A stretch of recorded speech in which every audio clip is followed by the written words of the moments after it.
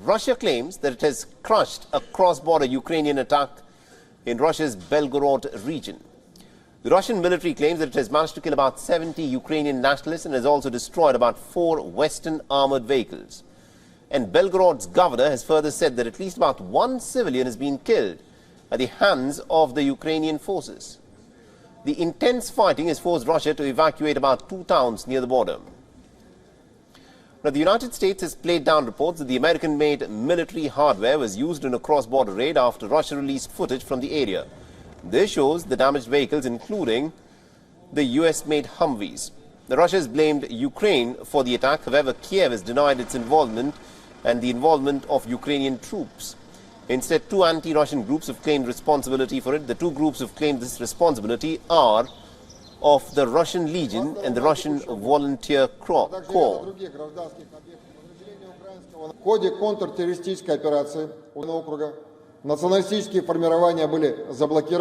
These Russian volunteer forces, they cover a whole variety of different political perspectives. There are liberals and anarchists all the way through to neo-Nazis. And in their own way, they all have a reason for wanting to see the current Russian regime fall. So yes, absolutely, they're hoping that in some small way they can contribute to the downfall of the Putin regime.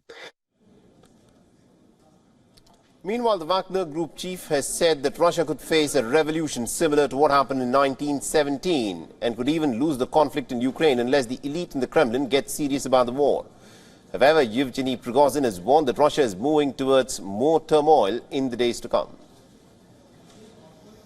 Now, to give us more perspective in terms of what are we to make of these developments that are unfolding in the Ukraine war at this moment, we're being joined by Mr. Scott Lucas, who's the Professor of International Politics at the Clinton Institute, University College, Dublin. Mr. Lucas, thank you very much indeed for joining us on this broadcast and beyond. And the question that I want to ask you is this attack inside of Belgorod, which is in Russian territory, Russia says that it is Ukraine which has managed to carry out this attack with the help of American weapons. And the Ukrainians are turning around and saying that they had no hand in this and their professional army is not involved, and it is certain anti-Russian factions who've carried out this attack. What do you make of this? I think it's important to try to establish the facts, especially since the Russian Defense Ministry has a very loose relationship with the truth. The unsupported claims, for example, that they killed 70 of these militiamen.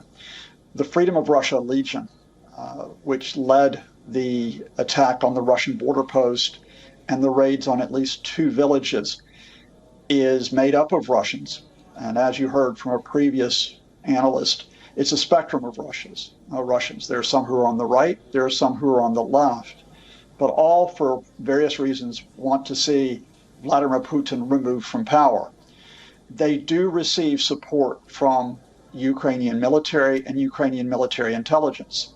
They receive some logistical support, and to give you the basics, they cross the border from Ukraine into Russia, and it would be hard to do that without the knowledge of the Ukrainian military.